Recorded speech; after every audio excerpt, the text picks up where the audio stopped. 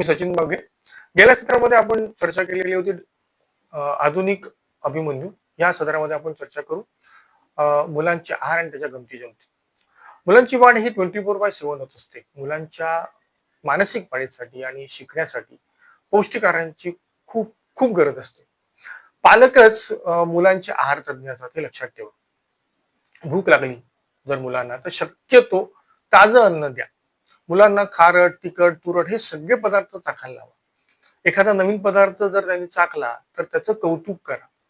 सकाळी नाश्ता खूप चांगला झाला पाहिजे. काय हल्ली नाश्ता म्हणून चहा बिस्किट खाल्लं की पळाल, तसं नव्हे. तर आपले जे पारंपरिक जे नाश्त्याचे पदार्थ आहेत ते मुलांना द्या. त्यामुळे काय होईल की कॉन्सन्ट्रेशन चांगलं होतं. थकवा येण्यासाठी मुलांना मेंदूला सतत ताजं ठेवण्यासाठी या गोष्टी जरा सप्लिमेंटरी असतात. रंगीत पालेभाज्या म्हणजे कलरफुल पौष्टिक असतात त्या त्यांना खायला द्या. मुलांना किचन मध्ये मदत करायला सांगा. थोडं मदत करायला सांगा, सगळंच नाही. फळं आणि कच्च्या कोशिंबीर या फ्रीजमध्ये ठेवून द्या, जेणेकरून या मधल्या काळामध्ये मुलं खातील. मुलांना सॅलड, लाह्या ह्या मधल्या काळात तुम्हाला खायला द्या. बघा, चांगल्या सवयी ज्या आहेत त्या एका रात्रीत लागत नाहीत. त्याला काही वेळ द्यावा लागतो, काही काळ द्यावा लागतो. जेवताना टीव्ही, मोबाईल सगळं बंद करा. काय आपण प्रत्यक्ष पदार्थ आपण बघतो आणि मग जेवतो, तर ते पहिलं आपल्या नजरेने आपण जेवतो. तर आताची मुलं काय करतात, तुम्ही टीव्ही लावता ते मोबाईल घेतात हातामध्ये आणि सांगतात जेवतात, भरवतात आपले तो. तसं नाहीये. तर ते काय होतं, एक तर कुपोषण होतं, नाही तर मुलं लठ्ठ होतात.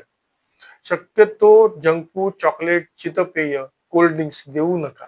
कारण त्याने वजन वाढतं, कुपोषण वाढतं. हल्ली लहान मुलांमध्ये डायबिटीसचं प्रमाण फार जास्त दिसायला लागले, तर त्याची काळजी घ्या. शक्यतो रात्रीचं जेवण लवकरात लवकर करा.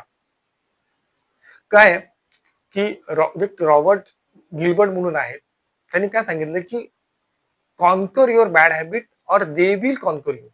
म्हणजे तुमच्या वाईट सवयींवर तुम्ही विजय मिळवा, नाहीतर त्या तुमच्यावर विजय मिळतील. पुढील भागामध्ये आपण कुठल्या चांगल्या सवयी मुलांना लावतील याविषयी आपण चर्चा करू. जय श्री स्वामी समर्थ.